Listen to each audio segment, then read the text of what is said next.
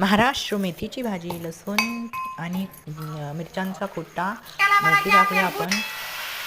आता चविष्ट मुगाची डाळ टाकायची आणि हलवून घ्यायचं.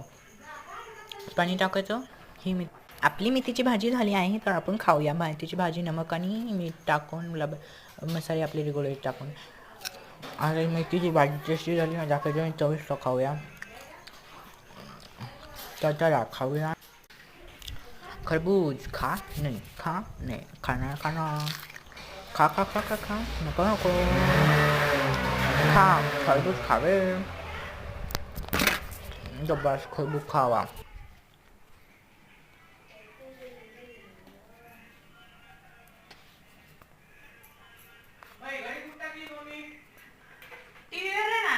टीव्हीवर नाही, माग ठुली लेकर आलते मग.